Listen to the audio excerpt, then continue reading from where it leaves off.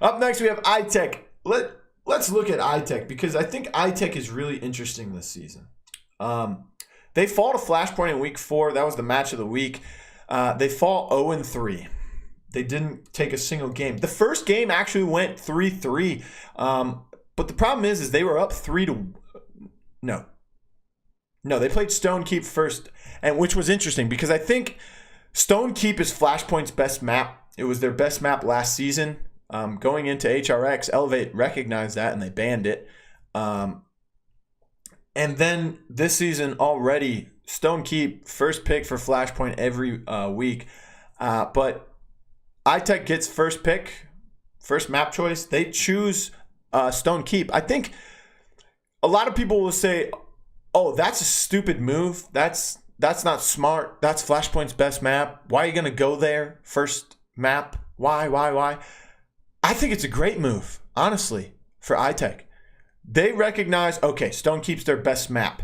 So let's take them there and let's beat them there. Because if we beat them on Stone Keep first game, then we know it's not going to be as hard in games 2 and 3 and so on. So I think that was a good choice for them.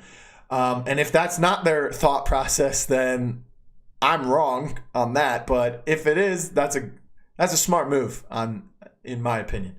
I was watching them. I think game 2, they went to Serpent Beach. And they were up 3-0. Ended up being a 3-1 after Flashpoint was able to defend. But a couple mistakes. And really, the play that really ended that game, and they lost, it went to 3-3. Benji was on his pip, and he was trying to zone them. And he had his ultimate. And in that case, he made the mistake of not realizing that Makoa, which was being played by Legacy, had his ultimate. You have to be able to recognize, okay, I 100% Makoa has his ultimate. And he was trying to zone. And instead of Evil Mojoing the Makoa in overtime, Makoa was able to use his Leviathan on the high ground. Pip tries to weightless away. And just a spectacular play, spectacular hook. He's in midair. And Legacy's able to hook him out of midair, bring him back while still in Leviathan, Ancient Rage, and able to kill him. And that just started the snowball effect for Itech. And Flashpoint was able to win off of that team fight. So I think you have to be able to recognize, okay, he's running Leviathan. He hasn't ulted last round. He has ult this round. He's going to come in for the recontest. They're going to make a full push with this Leviathan. I have to Evil Mojo this guy now. And he didn't. And they, game 1, Stone Keep, they played really cleanly. They were just beaten mechanically.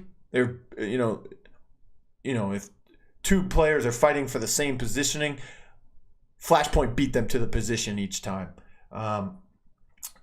Again, Serpent Beach, they played well. They were up 3-1, made a couple mistakes, a comeback mechanic in Flashpoint's favor. They were able to pull it back into their favor. And then map 3, they played cleanly again. There was just a couple ult management problems again. But Flashpoint is fine-tuning their mistakes from weeks 1, 2, and 3. Itech is fine-tuning their mistakes. Itech in week 4 looked way better than Itech in week 1 through 3. I think if Itech from week 1, 2, and 3 had to face Itech from week 4, it would look like Flashpoint versus any tier 3 team on Flashpoint's best day. So Itech, whatever you're doing, you need to keep doing it because you guys are getting much better. Much, much better. Let's go ahead and look at Itech by the numbers season to season. 2018, they had a good season. They were under the name Brutal Fissure at the time. They had a couple different players. They didn't have OG Comedy. 2018 was only a 6-week season, so they only played 14 games total. It was also best of 3 every week. Now it's best of 5. They've played 13 games in 2019 already, and the numbers are looking much, much better. I think the addition of Comedy has played a large part. I think Alex Kidd coming back into the lineup played a large part. And I think that, having Comedy has allowed Benji to play the role that he wants to play.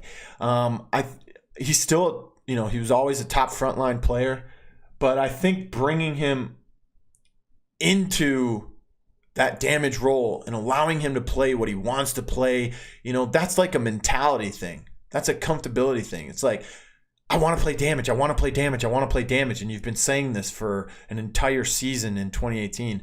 And, you don't get to play damage. So it's just like, oh my God, I got to play frontline again. I don't want to play this. It's kind of like a downer on your mentality. So, coming into the season, it's like, yes, I get to play damage. I've got 2 really good tanks on my team. I've got someone who's been to 2 lands. I got someone who's been on the HRX stage, fighting for a championship at one point. So, I think it's really good for Itech. They're in a really good spot. They're still losing to Flashpoint, but they're in a really good spot. They're looking cleaner every single week. They've been working on their play, so that's great for them.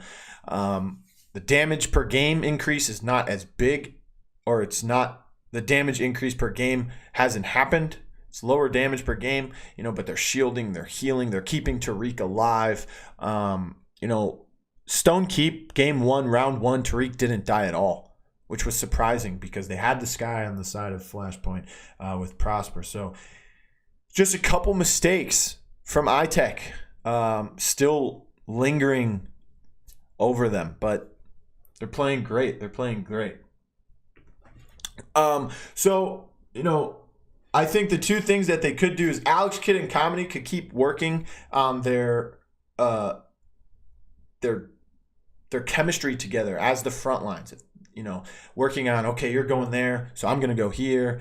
Okay, you're coming here, so I'm going to go there. So just a couple things that the tank duo can work on to improve. And also another thing is I think Itech could, going up against FTF and Stush Gaming in the coming weeks, I think they can afford to drop some games, maybe 1 or 2 between those 2 teams.